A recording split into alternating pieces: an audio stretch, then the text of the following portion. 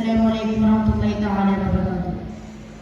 Bismillah walhamdulillah wassalatu wassalamu ala asrafil makhluqin wa ala alihi wa sahbihi ajma'in amma ba'du. ഏറ്റവും ബഹുമാനാദരവുകൾ നിറഞ്ഞ ഉസ്താദുമാർ, കരുത്തുറ്റ പ്രസ്ഥാനത്തിന്റെ ധർമ്മവാഹകരെ, എന്റെ ശബ്ദം ശ്രവിക്കുന്ന മറ്റു ശ്രോതാക്കളെ, കലയുടെ കലഹം തീർത്ത് അതിജീവനത്തിന്റെ രണ്ടാം ഊഴത്തിലും സ്വർഗാത്മക ഗാനമാമാങ്കത്തിന് അവസരമൊരുക്കി SSF പാലക്കാട് ജില്ലാ സാഹിത്യോത്സവത്തിന്റെ ഈ ധന്യമായ വേദി ഞങ്ങൾക്കായി ഒരുക്കി തന്ന ഇതിന്റെ സംഘാടകരെ ഞാൻ ആമുഖമായി അഭിനന്ദിക്കുന്നു. അറിവ് അനുഭവങ്ങളുടെ ആനന്ദം എന്ന വിഷയത്തെ ആസ്പദമാക്കി ഏതാനും കാര്യങ്ങൾ നിങ്ങളുമായി സംവദിക്കാൻ ഞാൻ ആഗ്രഹിക്കുകയാണ്. മറ്റു ഇതര ജീവികളിൽ നിന്ന് മനുഷ്യൻ വ്യത്യസ്തമാകുന്നത് വിവേക ബുദ്ധിയും ചിന്താശേഷിയും മൂലമാണ്. മനുഷ്യന്റെ ചിന്താമണ്ഡലങ്ങളെ വികസിപ്പിക്കുന്നതിനും ചെയ്യുന്ന പ്രവർത്തനങ്ങളിൽ ആനന്ദം ലഭിക്കുന്നതിനും അറിവ് പ്രധാന ഘടകമാണ്. നമ്മുടെ ചിന്തകളും പ്രവർത്തനങ്ങളും ചൈതന്യമുള്ളതാകാൻ വിജ്ഞാനം അനിവാര്യമാണ്. ജ്ഞാനസമ്പാദനത്തിന് ലക്ഷ്യങ്ങൾ പലതും ഉണ്ടെങ്കിലും മർമ്മപ്രധാനം ഒരു വ്യക്തിക്ക് അവന്റെ ഉയർച്ചയിലേക്കുള്ള ചവിട്ടുപടിയാണ്. അല്ലാഹു തആല പറയുന്നു,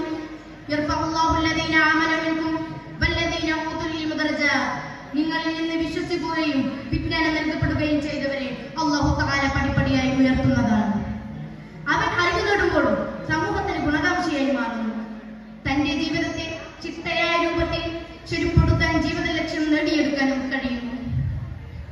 നീ ഒരു ഭാഷ പഠിച്ചാൽ നിനക്ക് ഒരു ചിറകം വളച്ചു, 2 ഭാഷ പഠിച്ചാൽ നിനക്ക് 2 ചിറകം വളച്ചു എന്ന പ്രശസ്ത നോവലിസ്റ്റ് ഷേക്സ്പിയറിന്റെ വാക്കുകൾ എത്ര പ്രശസ്തമാണ്.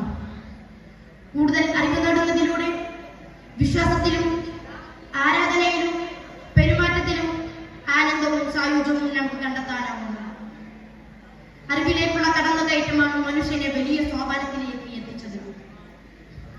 കൂടുതൽ അറിവ് നേടുന്നതിലൂടെ മനുഷ്യൻ ലക്ഷ്യത്തിലേക്ക് എത്തുകയാണ് ചെയ്യുന്നത്. കാട്ടിൽ ജീവിച്ച് കാട്ടുകളിൽ ഭക്ഷിച്ചിരുന്ന പുരാതന കാലത്ത് നിന്ന് സഹജ പ്രകൃതിയെ ശാസ്ത്ര സാങ്കേതിക വിദ്യാവികസന സങ്കല്പത്തിലൂടെ നിർമ്മിതമായ പ്രപഞ്ചത്തിലേക്ക് എത്തിച്ചു. മനുഷ്യഭാഷയുടെ രൂപപ്പെടലും മസ്തിഷ്കത്തിന്റെ വികാസവും അവയവപ്രണമവും തുടങ്ങിയ വിവിധ മേഖലകളിൽ സാധ്യമാക്കിയ കണ്ടെത്തലുകൾ ആധുനിക മനുഷ്യൻ അറിവിലൂടെയാണ് നേടിയെടുത്തത്.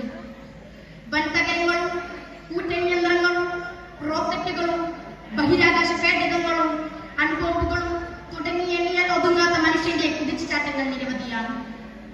അറിവിന് വലിയ മഹത്വം നൽകുന്ന മതം ഇസ്ലാമാണ്. അജ്ഞതയുടെ ഇരുളകറ്റി ഇൽമിന്റെ വെളിച്ചം വിതറാൻ ഇസ്ലാമിനോളം ആഹ്വാനം ചെയ്ത മറ്റൊരു മതമില്ല. ഖുർആൻ ചോദിക്കുന്നു,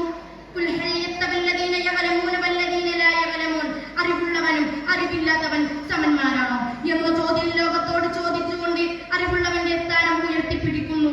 സമ്പത്തുകൊണ്ടുള്ള ആയുധം ക്ഷണിതവും അറിവ് കൊണ്ടുള്ളത് നൈരിന്യവുമാണ്. ഭൗതിക വിജ്ഞാനം ഈ ലോകത്തെ ക്രമപ്പെടുത്താനും ആത്മീയ വിജ്ഞാനം ഈ ലോകത്തെ പാരിത്രിക ലോകത്തിന്റെ വിജയത്തെ ഉയർച്ചയിലേക്കുമാണ് കണക്കാക്കേണ്ടത്. ശരിയായ ആത്മധർമ്മത്തെ മഹത്വവൽക്കരിക്കുന്നു. പാരിത്രിക സൗഭാഗ്യത്തിന് ഏറ്റവും സഹായകരമായ ഒന്നാണ് വിജ്ഞാനം. ഖുർആൻ പലയിടങ്ങളിലും ഊന്നി പറയുന്നുണ്ട്,